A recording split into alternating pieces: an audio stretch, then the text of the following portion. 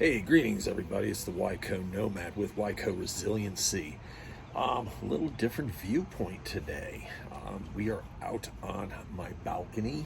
Don't mind the Christmas lights. They're blue lights, and we don't really, we're not going to talk about Christmas. Kofifi. But they do add a nice little blue lighting around my balcony at night to go along with my multicolored LED light, because I like that stuff. So what's on the agenda today? Well, my Kofifi. I have to share this with you. So this month's roast, which is absolutely spectacular, is We're Not Here. I love this roast. Nixon riding a panda, running a pig. That's right, the panda's running a pig with Nixon riding. Yes, yes. We are not here. So that is this month's Black Rifle roast. I got a kick out of that. Unfortunately, this is just a little. This is a monthly. This is an exclusive blend, and the Mfg right there. So Panda doing ninja shit. Awesome. So, but with that, so I'm going to talk to you a little bit more about mags. Don't mind the sounds in the background. That's the wonderful highway that's over on the other side. But mag. Let's consider this maybe episode part 3. So we've talked about a little bit about having SOPs. What about training events? What about gatherings? One of the most important things you have to remember about being part of a mag is actually being a part of it. Participation is key. You can't be a part of a mutual assistance group, show up willy-nilly, especially after the shit hits the fan. Go, well, I'm here, everybody. I haven't. You are. You're text. Be an active part, and I know that's difficult for some, and by no means is this anything directed at any person or anyone specifically. However, what is your participation level in your mag? Is it, I'll show up? Then you're really not part of a mag. You're a bystander. You're a tourist. Don't take offense to that, but that's how it is. Truth hurts sometimes, and within a mag, you better be ready to be rebuked, better be ready to be hit with truths.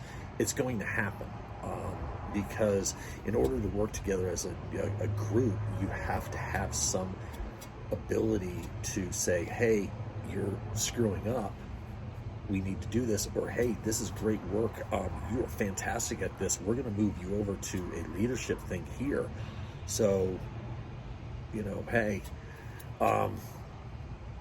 so it's one of those things that you have to be participating, you have to be active.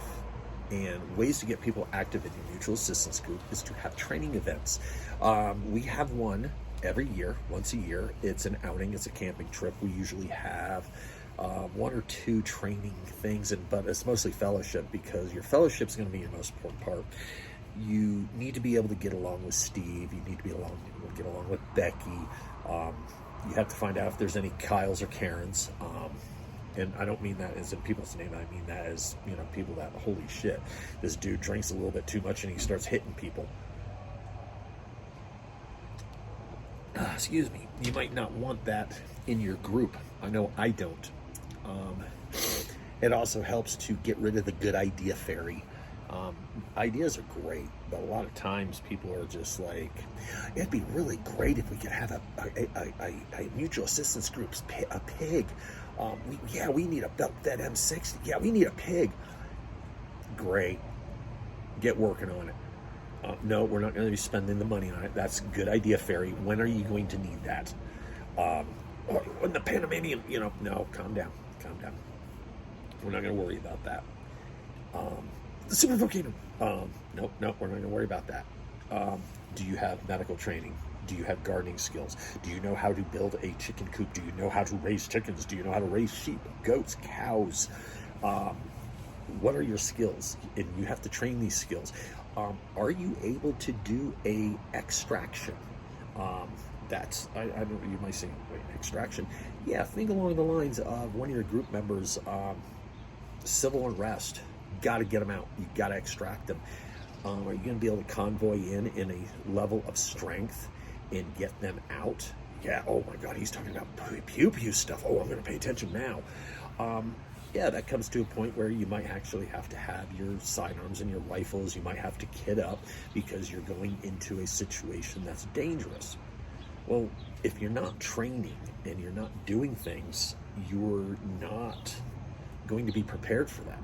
So part of your mutual assistance group should be training, and not just, hey, we're going to have a TCCC class, which, trust me, you need to have them often. You should have them at least 3 times a month. I'm kind of dragging butt with my mutual assistance group because I'm that guy. I'm the medic guy.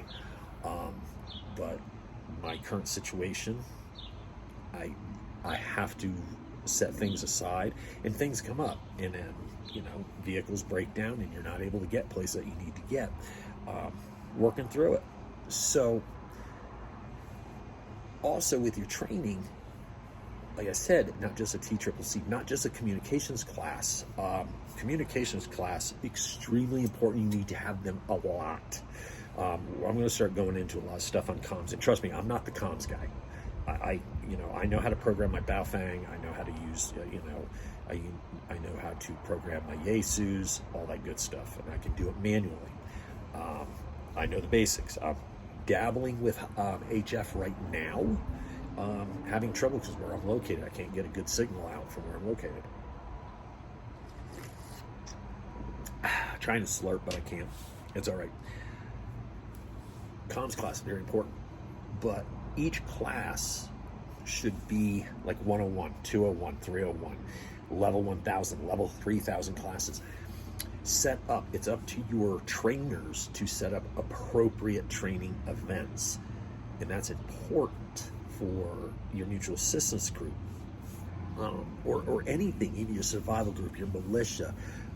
Logistics. And I'll still tell you straight out, you got to remember, an army marches on its stomach. You got to have food. You can have all the guns and ammo you want, and if you don't have enough food, you ain't doing shit. Plain and simple. So you have your training, and like I said, you want them to build.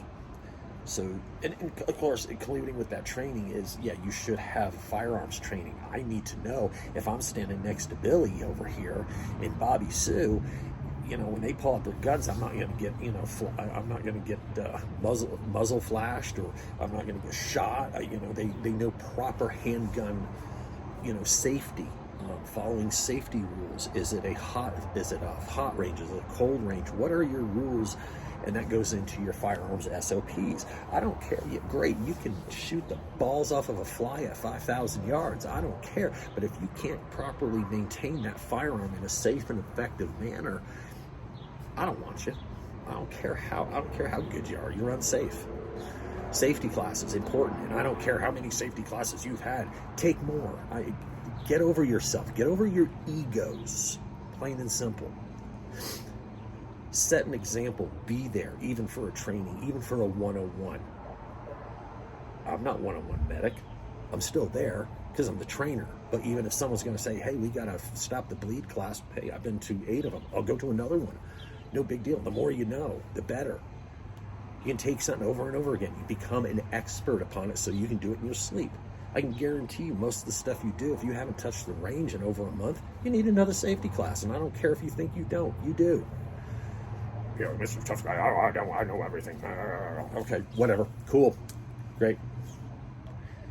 This channel might not be for you then. But your training, let it build up. Okay, your 101, your 201, your 301, your 1,000 level, your 3,000 level. So take an example. We're going to have a comms class with the YHWH mag. And they're going to go over basics, programming your handheld, some basic communications. Here's how to get a repeater. Here's how do you do this. Can you do a full manual reset of your handheld in the dark to get back online. And I have to thank TJ over at Bear Independent for that one. We were having a conversation, or it was a YouTube thing. It wasn't a personal conversation. He was going over, someone brought up comms, and that hit home with me. I'm like, wow, half these guys can do a factory reset, let alone in the dark. So yeah, can you do a full factory reset on your handheld, and then get back in the game? These are important things. So once they learn that, okay, maybe learn vehicle comms, have that build into convoy comms, so you know how to convoy. And there's a lot of FM3, there's a lot of field manuals from the Army. One of my favorite is FM324. I'm not going to tell you which one it is. You can all look it up. Bezos's little yachts have them. FM324, great field manual.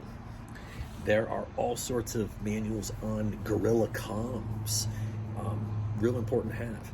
So your classes should build and go to the next one, and you should do them over and over again. So have training events. Also with your training events, have a scenario-based event. Okay, so this is the thing. We're going to set up a camping trip. We're going to fellowship, but part of it is going to be a scenario-based training. We need to extract person A from his location, and we are going to convoy there. We're going to have another person meet up with us. He's going to convoy, or she's going to convoy in, meet up at a checkpoint, then reset from there, and then move to the next location using vehicle convoy tactics, using comms. And then when we're at the scenario, it's like, okay, this is what we got here. This is not a camping trip. You got to set up your lean-tos, your hammocks, or whatever your backpack kits are. Or it may lead to, hey, we're going to drive to this location, and we're going to say at this location cars break down. During the scenario, have a master, a dungeon master, a DM. Seriously, have someone like a dungeon master turn around and say, okay, radio break, scenario happened, lead truck just had a blowout. Boop, boop, lead truck pulls over, everyone does their things. These training events get you doing things that build. It builds teamwork. It gets you doing things as a unit together. And then when you're there, don't forget the fellowship. Talk, get to know one another. If you can't do Tuesday together, you're not doing Doomsday together. And yes, I stole it from Bear. Okay, I'll change it around so it's mine, but I'm sorry, sometimes you just got to listen to the master. A master, he's not the only person I follow other people too. There's a lot of great information online. City Prepper, shout out to him. Asymmetric Preparedness, those two guys along with Bear Independent, you need to be checking them out. These guys are awesome. I can only hope to be half the person that those three are. But thank you for watching the show. I'm going to have another one coming up next. I'm filming 2 in a row, and we'll go from there. Okay, peace out, everybody. As always, watch your 6. Peace and love. Catch you next time. Thanks for watching.